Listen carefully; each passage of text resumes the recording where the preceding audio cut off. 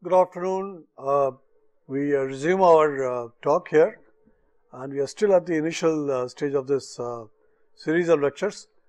The one that I am going to be discussing right now will continue with some of the tools and techniques which are pretty common, and will just about reach the, will touch Six Sigma. We will just make a beginning of Six Sigma as we go into this. You remember when we started, when we stopped the lecture in the previous session 2, we discussed how to take customer requirements and how to convert them into specification. That was something that we could do quite easily by asking people some questions and by asking our staff how are we going to be solving them. So, we converted the what is the customer, what is it that the customer wants, and how are you going to be satisfying that. Now, the same process can continue as you go deeper into the process. For example, when I am doing product planning, I would take direct requirements of the customers and I'll come up with design requirements. That is something I could do by going through this process of doing product planning. When I come to product design, I'll look at design requirements and I'll come back with specifications, parts and the item characteristics. When I'm doing process planning, which is the place where these parts are converted into the real process, into the real product. There of course we'll be doing again one other layer of QFD, and we'll be taking parts and input characteristic, item characteristics as the input, and putting through the process planning stage, we'll convert them into process operations, the specifications for the process. Once that is known to me, then I'll bring in process control logic and I'll try to come up with operations requirements. So, starting with customer requirements, I come all the way down to what am I going to be doing on the floor. That's like, and at every phase I've used QFD. That's what I've done. Cost of mismanaging, of course, you know, we've already mentioned that there's going to be a lot of rework and returns for the customers, which is going to add up to failures and loss of profit and so on. That's something that we'd like to avoid. Commitment to quality is quite easy to detect. And if you look at these points here, problems are corrected very quickly with suppliers. Equipment faults are put right by improved maintenance people as quickly as possible. People are well trained. Partnerships are built with suppliers and also with customers. We understand both sides of the story. Continuous improvement is observable. If you go back to the same factory with some gap, a gap of like a month, you will see some change there. And the surefire way of saying that something good is happening in the company is when business begins to grow, you get more orders. Some distinctions again, TQM, as I mentioned to you, it's not a program, it's a culture, it's a way of thinking. ISO 9000 is a set of guidelines basically to impact all quality related activities. These impact your practices and put your house in order. That is what is done in ISO 9000. Six Sigma is a technique oriented approach. It's very heavy on techniques and results. And it's a business process. It's a process that impacts your business, that impacts your process and produces better results. Competitive positioning, how you want to compete. There are some tips giving here. Do you want to be the lowest price supplier? And do you want to target the market in a broad way, or do you want to go after a niche market? And do that by assessing your buyers, suppliers, competition and so on and so forth. These are a few different things that you must do right in the beginning. Then you determine how you are going to be adding value to this in this chain, how you are going to be doing it. If you just look at TQM, TQM also starts by identifying the needs and expectations of targeted potential customers, and TQM does help you in positioning your business, that it does. If you look at the elements of TQM, again there are many different elements and you can read them, you can see what they are, there are no real surprises there. This theme of continuous improvement, this is very important for the Japanese. They would do the same thing again and again, and every time they do it, they come up with a slight improvement. They come up with a slight improvement. It's not like they're looking for a breakthrough, they're waiting for a breakthrough, which is the Western style. The Eastern style or the Japanese style is try to do some improvement every day. To the extent possible, make an impact on your process. And the philosophy of making each worker responsible for the quality of work, that's also very, very important. Let me give you the example of a couple of cases in which I was involved. There is an organization called BHEL. It's a very, very famous company, and the letters stand for Bharat Heavy Electricals Limited. What is their business? They produce power supply equipment. They produce the turbines, the steam turbines or the hydro turbines. They also produce the generators, and eventually they produce a total facility that can produce 250 megawatts of power or 500 megawatts of power. These are world scale generators of power. They are in this business. The example is as follows. I go around and I give talks on quality in various different places, and on one of those occasions I was invited to go to BHEL in a town called Hardwar. It's a very, very pretty place, and the Ganges, it's rushing down from the mountains and it's just reaching the plains, and water speed is very, very fast. And on the shores of this river there's this huge plant, the BHEL plant, where they fabricate all these different turbines and so on and so forth. Now, I was there to give a talk, and after some gap, I had some time, I had about an hour, and I wanted to walk around, and I asked people, could I go to the shop floor? Lo and behold, in a few minutes, I was in the shop floor. And they had these different machines, and all kinds of machining was going on, and different things were going on, welding and machining and grinding and so on. All that was taking place at these workstations. I found a gentleman. He was about 35, and I walk up to him and I look at him, and he kind of looks like he really knows what is going on. He seemed to have good experience. And in his hand he had a turbine blade. He had a turbine blade in his hand, which had been forged by another system, and now he was doing the grinding on it. He was trying to make sure he gave it the shape, because it had to be aerodynamic and so on to make sure it functioned pretty well, and it was able to convert the steam's energy, the pressure, into rotation, and with that the shaft is going to rotate and so on. All that would happen if the blades were okay. And he was grinding these individual blades, he was machining them. Now that was something he was doing one blade after the other. So he'd take one blade, he would do the job, and then he'd do something, he'd make some measurements, he'd write something down, then he'd pick up the next blade, and he'd do the same thing, he'd do again some grinding and so on, then he'd make some very specific measurements, then take a look at it, make some corrections, and again he would make some measurements and so on. While he was doing that, he was writing down a lot of stuff. So I found him writing down, measurement A, B, C, D, and he was measuring these things. And there was a picture of the turbine blade, and the blade was somehow like this, and it would make these measurements at various spots, and it would write down some numbers there, 12, 14 or 12, and 8, and 6, and 2 there, and so on and so forth. He was doing this. As he was preparing these blades, he had that picture there and he was writing these things. And I kind of, a bit to tease him and a bit to find out really what was going on, he asked him, in Hindi we call such people Ustad. So I said, Ustad ji, what the hell are you doing? I didn't say hell, of course. I said, what in heaven are you doing? And he said, well, I'm making turbine blades. It's a very important part that goes into a huge turbine, and what we have to make sure is that the turbines are made properly. And that means the blades have to be made properly. So my job is to produce these blades. I said, well, I see that. I see you've got this diagram you make, and you're making these measurements, then you're writing certain things down, you're filling up some charts. It looks like he had some charts there, and he was doing this kind of stuff. He was doing that as the blades were coming out. And I said, sir, please tell me, why are you bothered about these, preparing the chart and so on and so forth? Your job is to basically fabricate that turbine blade. So basically, you'd be really worried about the turbine blade. Why is it that you're writing all these numbers down, making all these measurements? What is the use of all this? You're a machinist, you've got so many years of experience, probably 12, 14 years of experience. You should be focusing on machining. This seems like clerical work. Why are you doing this? This is the philosophy of making each worker responsible for what he is doing. And let me show you what happened. Let me tell you what happened.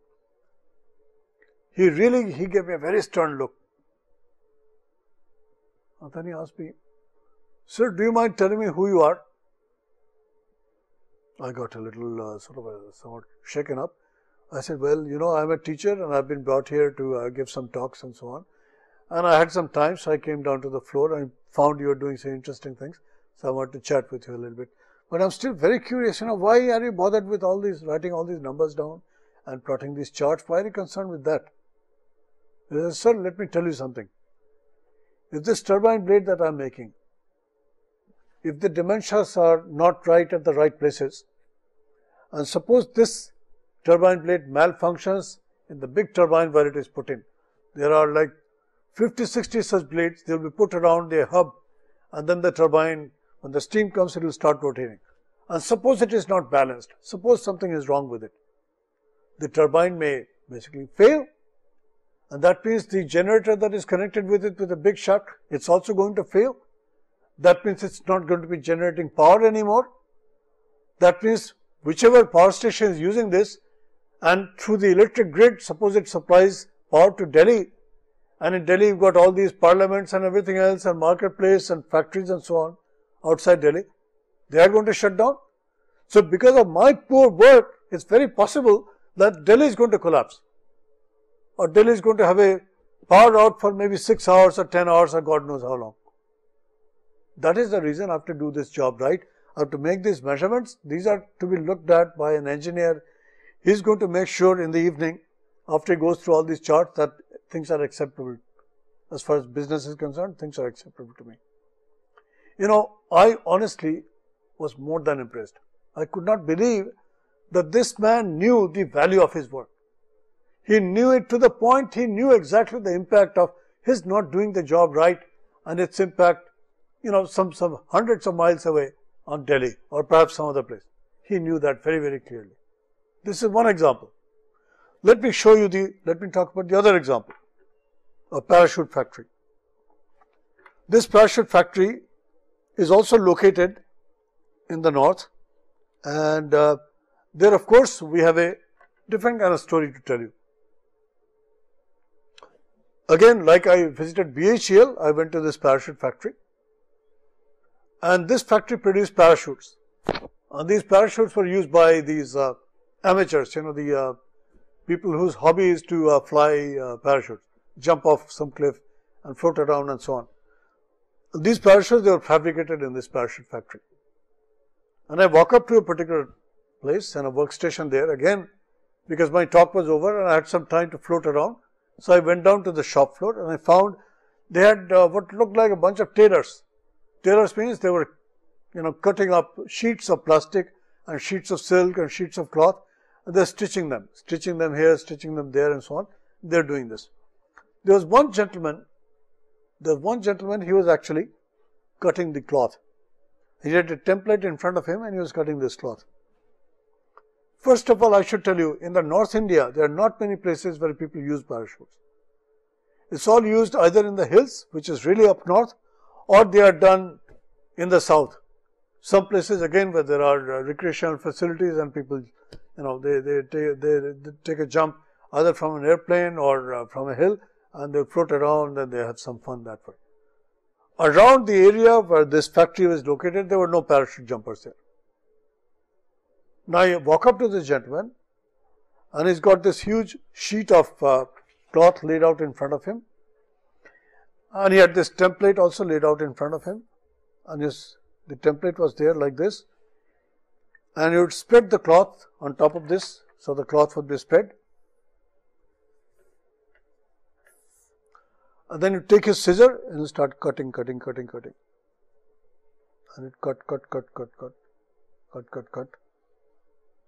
and you discard this part and you keep the cloth. This you would then fold up and you'd stack them up someplace. Then I asked him, what do you do now? He said, well, you know, I'm not concerned with that. I basically produce these triangles and I ship them over to the next department. They have a box and I go and pile them up in that box and then they do something with it. I said, sir, what is it that is actually happening here? What are you trying to do? And he said, well, in my language it is called chhatri. We are making chhatris. We are producing chhatris. Chhatris are kind of the colloquial word for a parachute. that's got a circular shape, and it's got canopy and so on and so forth, and there's strings, and of course the man who is jumping, he's hanging by the parachute, he's got some strings attached with his body to the parachute, to the cloth there.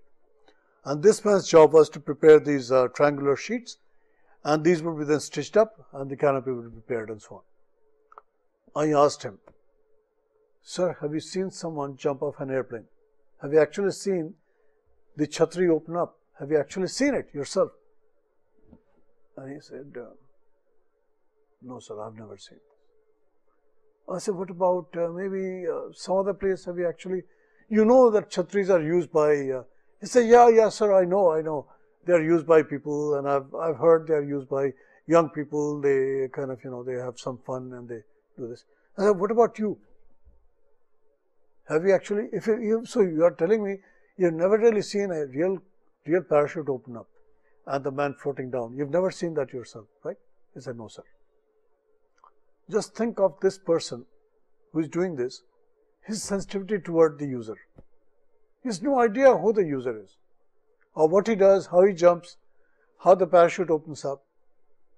I'm sure he was probably curious, but he had never had that opportunity to interface with a person like that. Well, this was not so bad. Let me tell you what happened after this. After this little visit to the shop floor, I had an occasion to have some tea with some people. These were the supervisors, and these were graduates. They were graduate engineers who were supervisors of these people. They were in charge of various shops. Somebody was in charge of the belt department, somebody was in charge of cutting department, somebody was in charge of something else, and somebody in charge of stitching and so on. These guys, they were supervisors. They were at much higher level than these people there. They were having tea with me. We were sitting around the table. They were chatting about various things. Life in the factory, life in this, and so on and so forth. And the general manager was also there. He happened to be there. And I just wanted to ask the same question. I actually asked, "Gentlemen, you've been here a few years, 3, 4, 5 years. You're probably waiting for your promotion so you can go on to better jobs and bigger jobs. But tell me, have you actually seen someone jump off an airplane? Have you actually seen your parachutes utilized by somebody?" And this is a city in the north, again in the plains. So again, there is no real no opportunity to watch these parachutes float around in the sky. There is no such opportunity there. None of these people had been exposed to that. They had been exposed to a site where they could really see a fellow jump off a cliff or a parachute with a parachute, and the parachute open up and slowly come down to the ground. They had not seen it themselves. They're young engineers. They are supervisors. There was one person who said, "Yes, sir, I have seen a fellow jump off a parachute." I said, "Well, how is it? How is it that your experience is so different from these people? They also seem to be looking about the same and so on. They can't be much younger to you. How is it that you know about parachutes?" He said, "Sir, I was really originally I was selected by the Air Force, but then for some reason I got hurt somewhere, so I was asked to go into civilian duty. So I've been assigned to this factory. I work here." This was the only person who had physically seen a parachute in use. Unless you have seen how the user is going to be using this object. Suppose I'm the producer of this object. If I've never been exposed to the person, I've never come face to face with the person who is the real user, do you really think I'll do a top job in producing this? So the contrasting pictures are this. The first one is the turbine, where the man knew fully well the consequence of his work, or the consequence of doing a poor job there. And the fellow who was cutting these pieces of cloth in a parachute factory, this fellow had no idea at all as far as the end user was concerned. So would he be sensitive? This is something that is very, very important. And this is what he's saying, making each worker responsible for the quality of his or her work. And that will not come by pounding on his head. It will not come by pounding on his head, by some philosophy. It will come only with a direct face-to-face contact. So you need things like the QFD and so on to come in direct contact with the user. Unless you do that, you just will never have that sensitivity. The ladies, when they serve you food, what do? They watch your face. What they have produced, how do you like it? Your face will tell them, without even saying, "Oh, food is outstanding, food is knockout, blah, blah," these things. they'll watch your face. Some gentleman who has preserved this special wine that he brought from France for you, he's got that bottle there and he pulls out that bottle and he lays it, he shows off, he says, look at this, chateau, some wine there. This I've kept, I was waiting for your visit and now that you're there. And when he pours it out and he gives it to you in a little goblet and he starts sipping, what does he do? He watches your face. And there he's coming in direct contact, face-to-face contact with the user. And he gets signals from it. He probably finds out, well, this Indian guy who's from the East, he loves fish, but he probably does not like my wine. And probably next time I should not be serving him this, I should be serving him something else. This is a sensitivity that you require. And this comes only when you've got face-to-face contact with it. So no matter what you do in terms of your logic, philosophy and everything else, you cannot forget the customers. You cannot expect to win if you forget the customers. That's very, very important. There are obviously some classical ways to solve problems, and you've got the definition of the problem, you collect data, you analyze things, and you generate potential solutions. You choose a solution, then you implement the solution and so on. But these are classical problem solving steps. This is somewhat different from what basically Deming ended up saying. Deming said, you plan what you're going to do, some corrective action you're going to take, you carry it out, you look at the effect, and then you act, which is like take the next step to come around. This is his PDCA cycle. This plan, do, study or check and act. PDSA or PDCA cycle.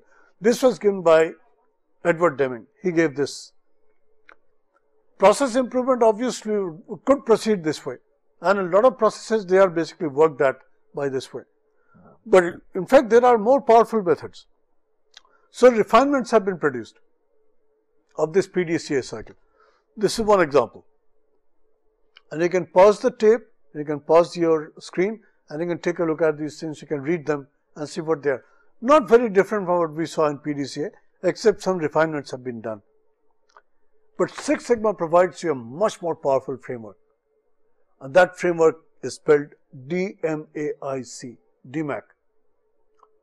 This I am going to get into a little bit to give you a little glimpse of how Six Sigma is different. But before that, let me just remind you, Six Sigma does not throw away TQM. Six Sigma builds on TQM. So, we will catch a glimpse of some of the tools of TQM. If you have not used them, believe me, try to use them. Try to use some of these TQM tools and you will find how useful they are. Just this morning, there was an occasion, one student came to me and he told me, sir, teachers are late coming to the class. Just think of this problem. This kid is highly conscientious. He's really strongly motivated to learn. And he comes to the class and he finds the teacher is not there. He's trying to get into the building and he's finding that the class could not be started because of a variety of different things. And he says, sir, this is something I would like to analyze, I would like to understand. Then he and I, we went to an empty class and I drew a cause and effect diagram. I'm going to give you some examples of that. I will go there gradually. So, we'll call that process improvement. So, we are going to be looking at some process improvement tools. There are a number of tools available. As I get to that point, I'm going to pause for a minute. I'm going to bring up this issue of teachers coming late to the class. How did we tackle that? The basic TQM tools include flowcharts, check sheets, histograms, Pareto charts, scatter diagrams, control charts, cause and effect diagrams and run charts. They are probably listing more than 7 tools here because some of these are quite similar. What we have to remember is that each has a specific purpose.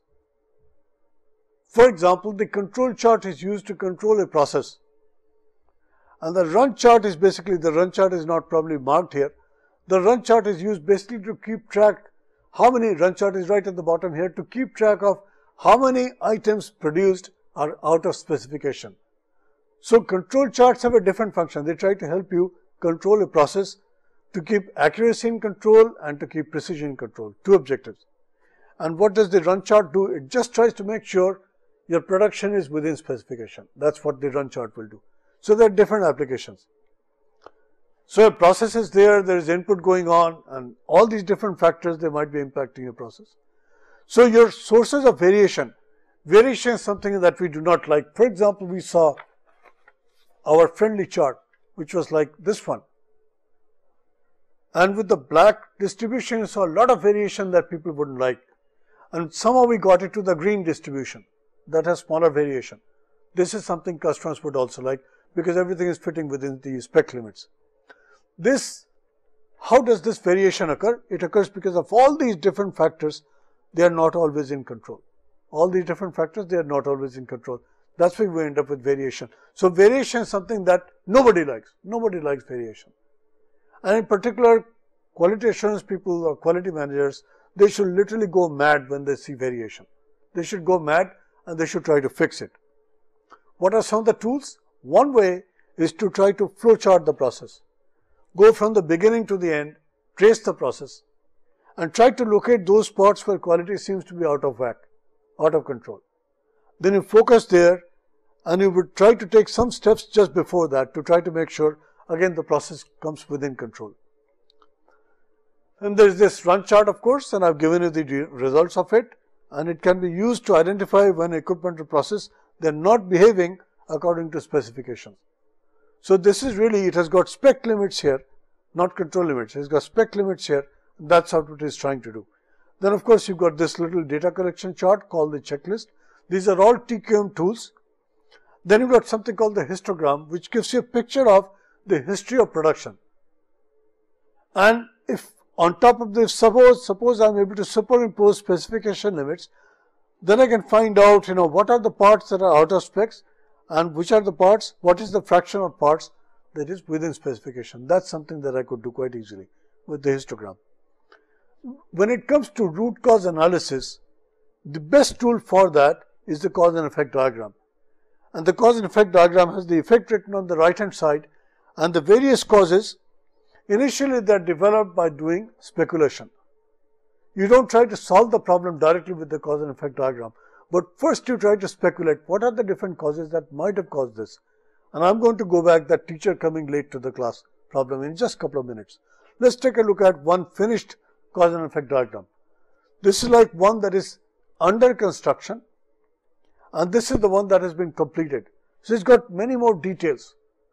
Let me tell you now what happened in that class, teacher coming to the class situation. We went to this empty classroom and we wrote down the effect to the right.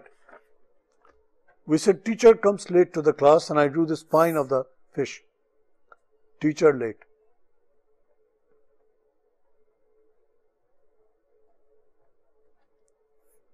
And this could be caused by a variety of different things. And the student, of course, didn't want to be kind of put on the spot. He did not want to really come up with the factors himself. He knew many factors. But he didn't want, because I was a teacher, I'm a teacher, he didn't want to sound like offensive. So he held back a little bit. Then I had to provoke him a little bit. So I started out by saying, well, the teacher is late, maybe because the building is locked. Could this happen? He said, sir, yes. What about rain? Rain and flood? Could that also prevent this teacher to come? Rain and flood? He said, yes. Then we started saying, what about other factors? Is it possible that he woke up late? So he woke up late. Alarm didn't go off.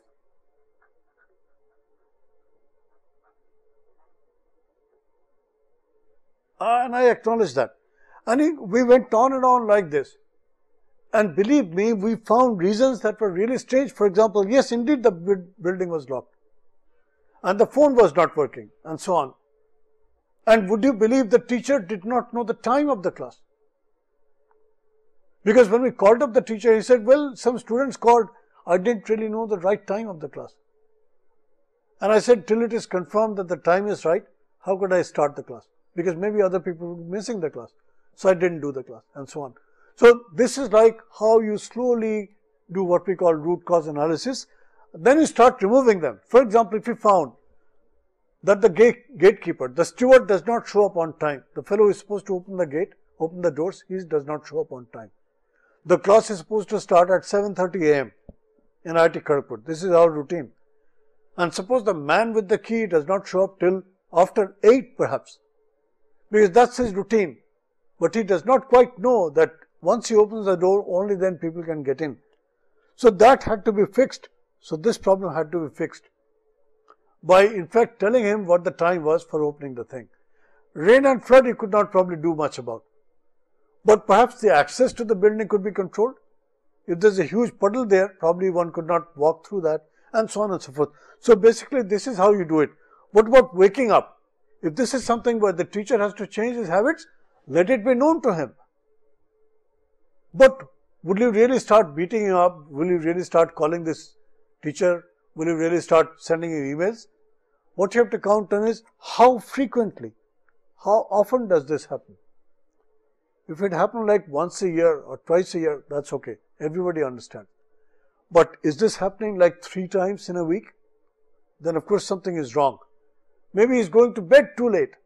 Maybe his PhD student is keeping him up in his office till maybe 1 o'clock or 2 o'clock, and then of course he's going to be late coming up. And this, I have personally experienced this thing sometimes. When students really stay with you for a very late hour, till very late hours. And of course you are then kind of wondering, what should I do? Should I ask him to go, or should I just complete this discussion? It becomes kind of a little dilemma. So in any case, the issue is this: if you have to find the root cause for an issue that is there, a quality problem that is there, you got to be able to construct this. Initially this is done on a speculative basis, as you see in this chart, that is the finished chart on the screen here. This is the finished chart. Then you start examining them. This is only one use of this control chart, of this fishbone diagram. The other use is if you've got definitive factors here, factors A, B, C, D and so on. And if these are control variables, if these are factors that you can control, you could take them high, you could set them at the middle, or you could push them down to a low setting. You will have to find out what is the right setting for this. And the technique for doing that, can you tell me what that technique is? I think some of you would remember. It is DOE, design of experiments. And design of experiments also is right at the core of Six Sigma. So it turns out that the cause and effect diagram is the beginning of a Six Sigma project. I have done it personally. Nobody gave me the factors. Nobody told me, Professor Bagchi, here are the factors, and just please play with those factors. I had to make sure that none of the important factors were left out of this list. For that, I had to get back to the cause and effect diagram. I really had to get down to this. I had to make sure all the important factors are captured. Then we would, construct a matrix and we'll start doing our experiment. So it's a very, very important tool. I just can't tell you how important some of these tools are, even in a large project like the Six Sigma project. Then of course you've got SPC, and SPC comes along not exactly at the start of your Six Sigma project, but in the control stage, DMAIC. So at that C point, when you want to stabilize the process, and you want to keep it that way, use SPC to monitor the process. And what is the result for doing all this? If you start with the process, look at the distribution on the left hand side. It's wide. That means perhaps my product is probably out of specification occasionally. I should just remind you that here I've got control limits. I don't have spec limits, because what I'm plotting here is some variable like X bar or R, which are really statistical in nature. These are not individual measurements. Then of course, after some work, after some troubleshooting, I'm able to narrow down the variability. So variability is maximum at this end, it's medium here, and it's narrowest here. Hopefully more customers are going to be satisfied at this level. This is something I've got to remember. This is like one tool. How do I get ideas? Well, the best way to get ideas is by brainstorming. And there are those rules. If you have any doubt, pick up some books that discuss brainstorming and look through the chapter, or go on internet and just type brainstorming and just see what comes out. You'll get many people who are writing on this brainstorming. You'll find many articles on it, perhaps even white papers, and you just read them. It's not that difficult to basically learn about. It is somewhat difficult to control yourself when you're in a brainstorming session, because we tend to speak up and we tend to control others. Quality circles is the same way. Interviewing is like another way to generate ideas. Benchmark is a great way. And the Japanese method for 5 whats and 2 hows. That's like another method by which you could do that. Quality circle, I'm just going to be, basically displaying these screens here for you, these slides here. Quality circle is a team approach. Of course, it's made up of volunteers and so on. And it works very well, unfortunately, in the Eastern cultures. It does not work so well in the West because people tend to be more individualistic. That's why it does not seem to work there. Generating ideas, of course, brainstorming is a great way, and this is like something that you should really practice. And you should really see how a good person does that. Benchmark is a great way to find out how other people are doing the same thing, but they are doing it better. You just have to go there and observe what they are doing. So, for example, let's say you want to improve your study habits, or you want to come up with, with high grades in your class, as an example. Somehow find a person who is better than you and observe how he spends his whole day. Find out what all different activities does he involve himself in. Yes, his IQ may be different from yours, but what about all the other stuff that he does? Perhaps when he leaves the class, he goes to an isolated area and he glances through the notes. Perhaps he takes a pen and he marks all those things that he needs to get clarification on. Perhaps when he comes to the class, he sits right at the front bench and he's always interacting with the teacher to try to find out what is going on. Perhaps he tries all the problems that have been assigned to him. Perhaps he cross-checks the answers with other people. Perhaps he works in a group. So find out what all things he is doing and find out things that you are not doing. This is the way to benchmark yourself. His benchmark is here and you are here and you have to rise up to that level. This is also done by industry. Many industry institutions, organizations, they encourage benchmarking because they want to be competitive, not so much competing with each other because people may come from different areas. For example, here I've got American Express. They have a way to get customers to pay up quickly. And many companies have a real great difficulty in getting people to pay on time. Disney World, look at employee commitment. And every time I have visited the Disney World or the Disneyland, I've been amazed by the dedication people have there. These are the workers. They probably do not get a lot of money. Their pay is probably not very different from other places. But somehow the organization, it's been able to inspire them in a way. They feel they are there only to provide the service, to entertain people. That's what, and it shows on their face, it shows in their actions. Federal Express, for its speed, it is considered to be a benchmark. McDonald's for its consistency, whether it's Tokyo, whether it is Delhi or it's New York or any place. You go to McDonald's, you order something, you order a fish burger, it will have the same taste. The tartar sauce will have exactly the same, tangy feeling and so on and so forth. It's so consistent, it's just amazing. You would not even know where it came from. Xerox for its benchmarking method. If you just want to learn about benchmarking, look at what Xerox does. That's like a great way to do that. So there are some details on benchmarking process and I'm going to be flipping through them, and you can pause if you want, you can read through them and you can find out exactly how this is done. So this is going to be basically a couple of slides are there to summarize what all things are there in terms of the tools and their utility. These are all TQM tools. They are all utilized in eventually going your Six Sigma projects. Your suppliers can also give you good ideas. That also comes along. Something you got to keep in mind is that in any of these things, whether you are drawing control charts, you are doing design of experiments or any of these things, you are making some measurements. And you got to make sure your instruments are proper. And there are two very important things in regard to instruments.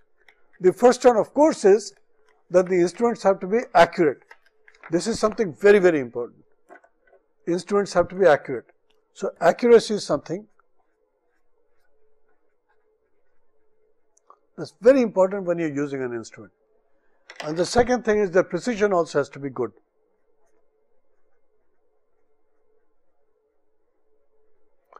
And let me define these terms for you very, very quickly. Accuracy basically says how close your average is to the target. So let's say my average is X bar. How close is it to the target, tau? The closer it is, the more accurate your system is. So if you're looking at an instrument, for example, if you're looking at these gauges which are on the screen here, you have to take a standard object and you know its true dimension. Then you take some readings with these instruments and you look at the average quantity. If that average turns out to be close to the target, which is the true value, your instrument is accurate. What about precision? What is that dimension? If I take multiple readings, x1, x2, x3, x4, are they kind of scattered around a wide space? Are they scattered here, here, here, here? They're scattered over a wide area. If it is like this, then precision is lacking. But if the measurements, individual measurements of the same object, if they turn out to be close to each other, like this, I have precision, I have good precision. So it is the spread of repeated measurements that will indicate to you how precise that instrument is. And these are two things that are also very important in process control. When it comes to accuracy, we want to make sure our processes, they stay in control, they are accurate and also they are precise. To try to make sure that a process is accurate, we use the X-bar chart, the X-bar control chart. And to try to make sure my precision is there, I use what is called the range chart or the R chart. The R chart will make sure that you are able to get precision in the delivery, on the output side of the process, which I'll discuss again when I get to SPC. I'm going to be discussing these again. You just be aware of it. So instruments have to be right, and there are certain things that are called gauge R&R study. The fineness with which you can make measurements, your calibration should be right. Calibration, by the way, it helps you make an inaccurate instrument still provide you measurements that you can take to be corrected, calibrated readings. And if the instrument has been calibrated, you know that a certain reading is equal to a true reading of this value. That is done by the calibration plot. So this is something you got to keep in mind, and this is something kindly take into consideration whenever you are using an instrument. Please go through the records of the instrument and try to find out it has been calibrated using some standard methods.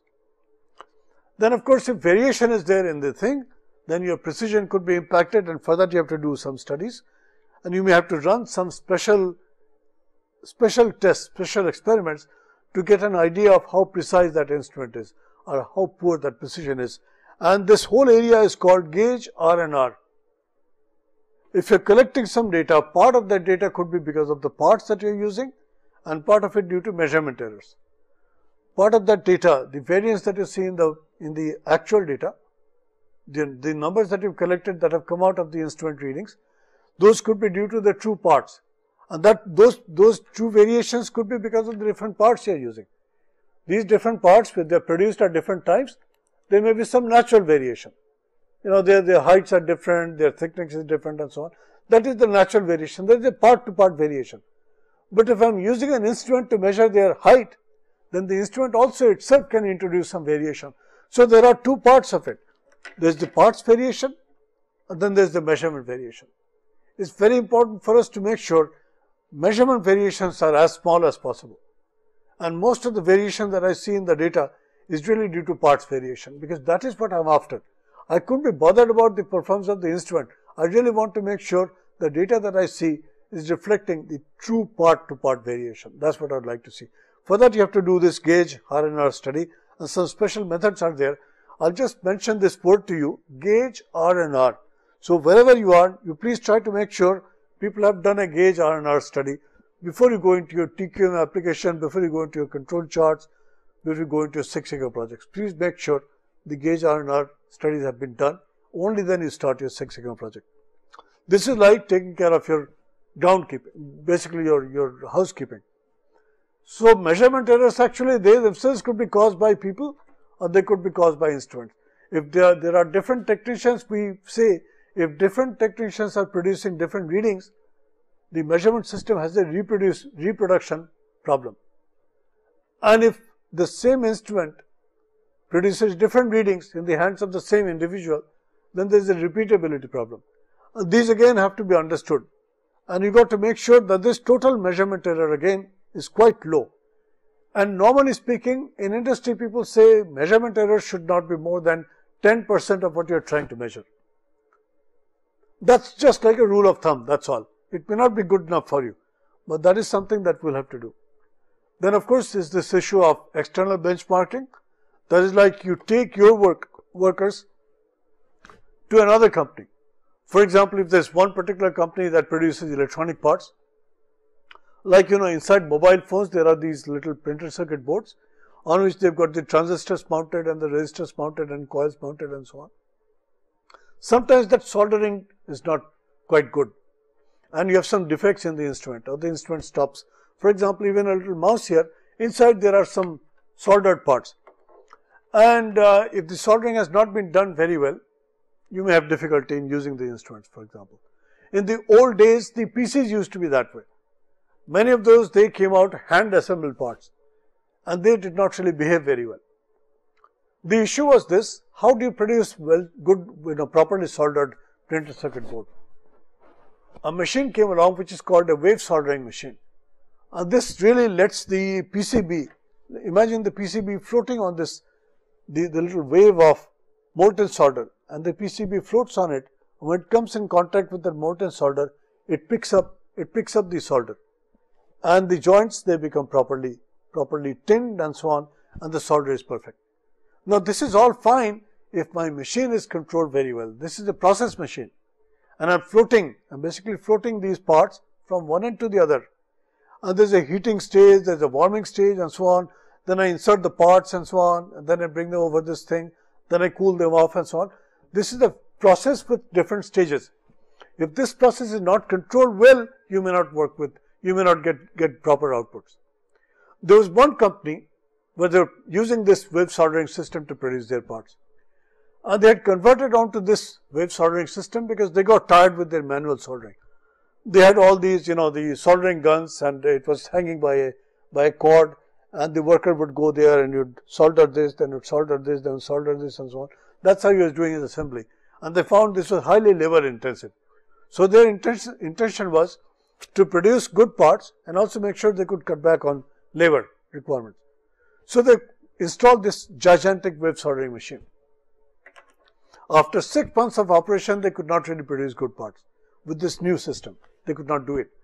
In fact, they had to bring all those people that they had laid off back in the shop again, and their job was to take these parts that were not really behaving very well, and touch them up here and there and so on, touch them up so that they could be put into the real machines inside, maybe mobiles or whatever they were supposed to go inside. And they were really frustrated. And again, I got called in and I was told, could I help them in certain ways? And I looked at their system, I said, well, it looks like a lot of things really have not been aligned properly. So you have to do some study and do it. And the manager, like most managers, he was very impatient. He said, well, Professor, I don't have that much time. I've already spent 6 months and I think I've done all the training that I could, and still we do not get good parts. What do we do? What do you think we should do? Our professor obviously took some time.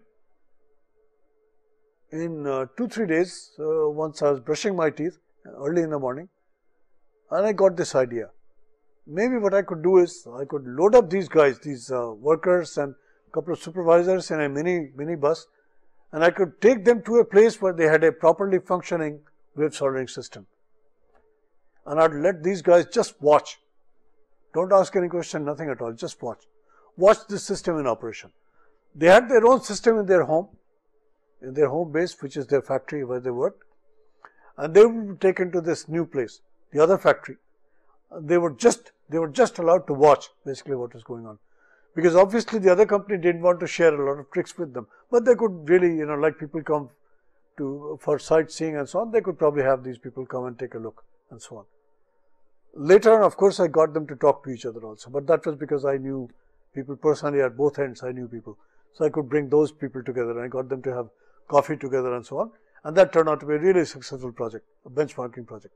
But what happened was, when I brought this team of workers who were really bad performers, poor performers in the eyes of their management, and that were operating this poorly functioning wave soldering machine, I brought them to this other company where they had a properly functioning system there. These people watched the system for about half an hour. They were totally silent. And they watched it some more. After about 1 hour, they started watching a bit more carefully what exactly was going on in the shop. They found a lot of dials, a lot of controls, a lot of this, a lot of that. And these were not there in their own system. They were not there. They had like a temperature gauge, they had a speed indicator, they had something else and so on. All these things were there. They had a video camera somewhere. And otherwise the system was the same that they had back in their own home. They had the same system. But these people, they had many more other things that were almost like monitoring this thing. Particularly there were some gauges, speed gauge, temperature gauge and so on, they were there. And occasionally they found, that little, the wave was there, wave of molten solder. Some fellow went and took some samples out of it. He put a little, a little thing, and he dipped a little bit of it, and he took it out, and he did something with it. Then he came back, took another little thing. He was taking samples.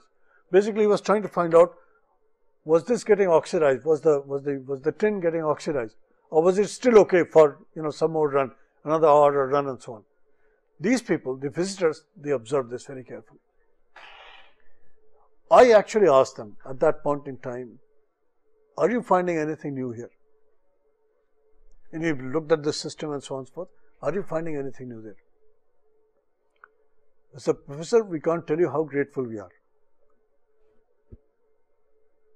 I said, tell me, what did you see? I said, first of all, it seems like there is some relationship between speed and temperature and all these things. We don't know that.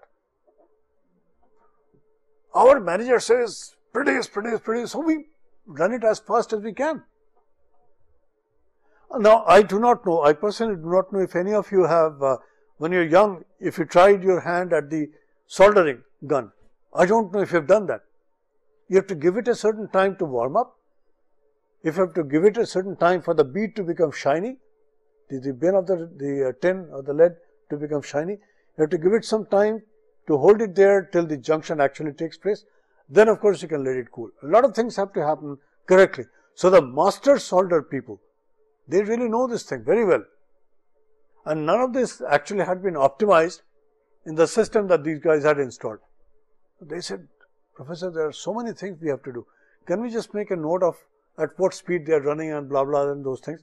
I said, I don't have that permission today. I'll try to get that. And perhaps you guys should go back and try to pull out the technical manual that you have dumped. You have a similar machine, so you must have a technical manual with it. So pull it out and just see what it says and compare that to your own running conditions. How did this happen? How did all this happen? It happened by benchmarking. It happened by benchmarking. This is like something that I will say, it just opens people's eyes. You don't have to do any training at all. They are smart. They can see.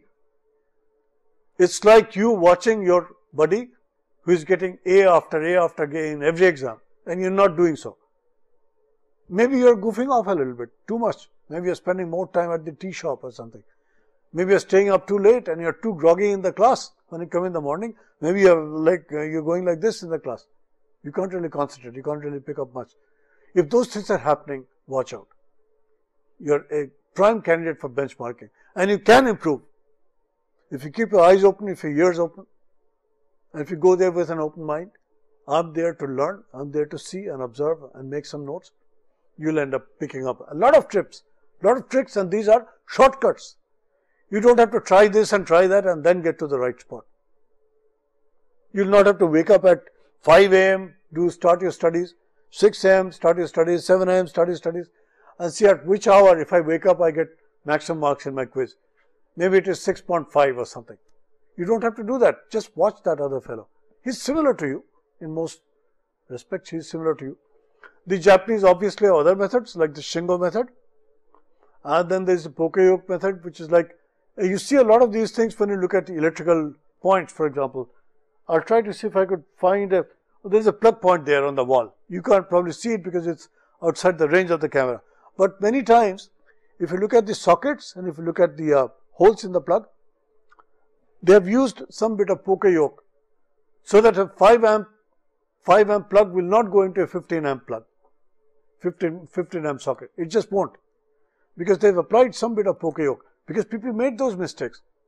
I remember in the early days when the connections were difficult to find, the telephone wallahs, the guys who fix telephones in your homes, they use the same plug to, basically take a two-prong plug, and that is used by, electric lamp type of people.